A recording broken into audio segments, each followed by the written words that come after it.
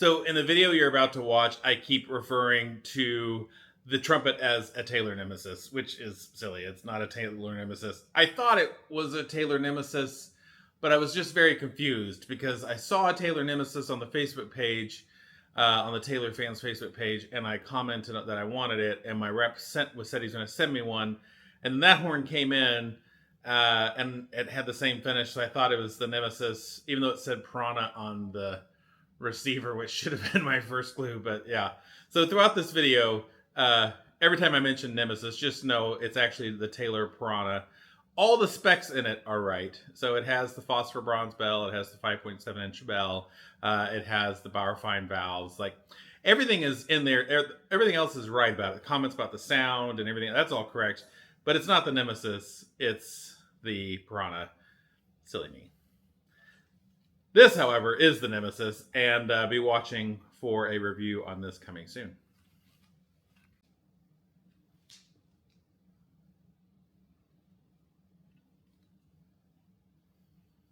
Isn't that gorgeous? When this was posted to the Taylor Trumpet fans Facebook page, I immediately messaged them. I was like, yep, send me one. Man, I just really love these Taylor trumpets. They are so cool and so well made, but with a bronze bell flare. And this one has this really cool patinaed brass that's been, like, I don't know how they get that black finish, but then lacquered over it. So this look that you're seeing, it'll always look like this.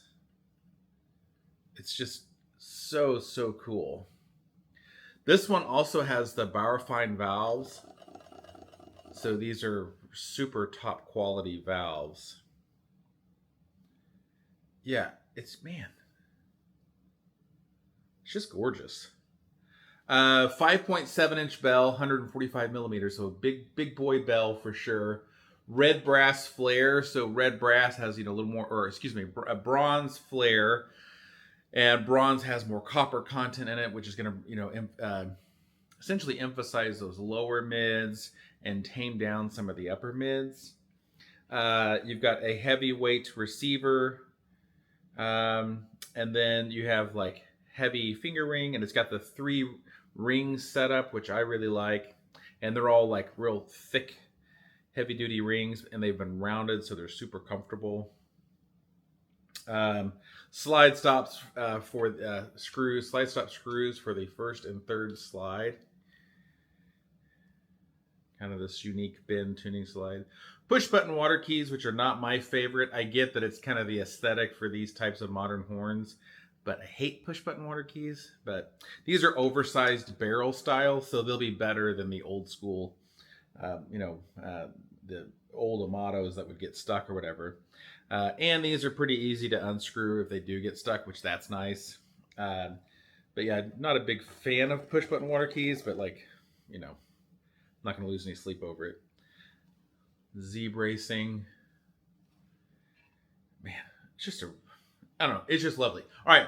I'm just sitting here, like, first notes of the day in the morning here, and I'm just sort of like, wow, this is really, really gorgeous. I don't have anything like this in my personal collection.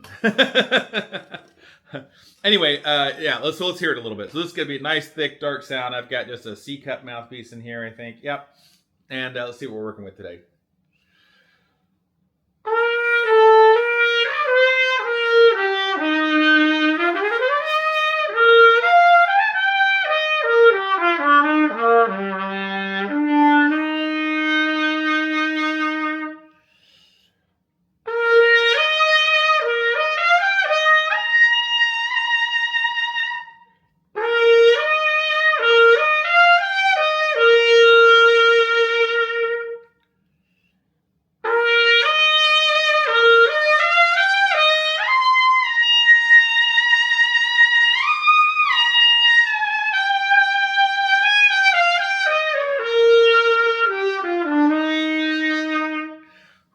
Man, this is crazy easy to play. Oh my God.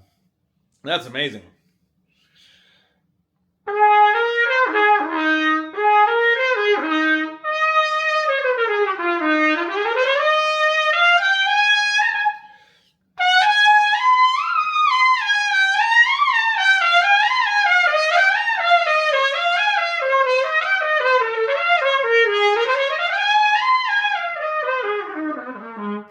Yeah, this is great. And I'm not really I don't like playing in the morning. I don't play as well in the morning.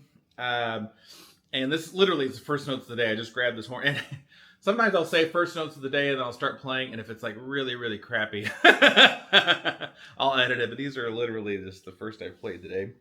Man, this is stunning. Okay.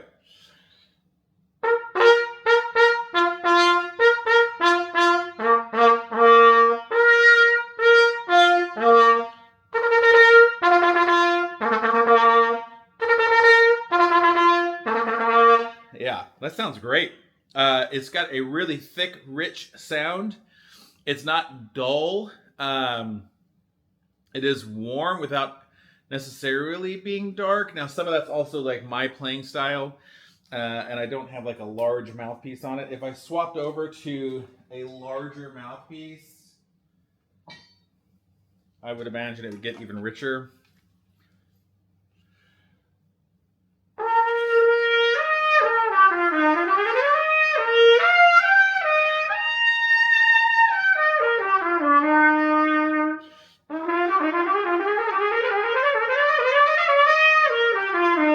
Yeah, so a little darker and richer. And I'm sure with a shallow mouthpiece, it would also lighten up and get brighter.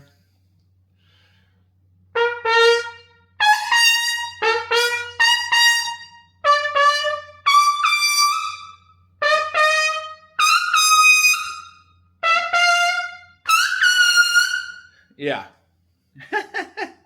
This is nice.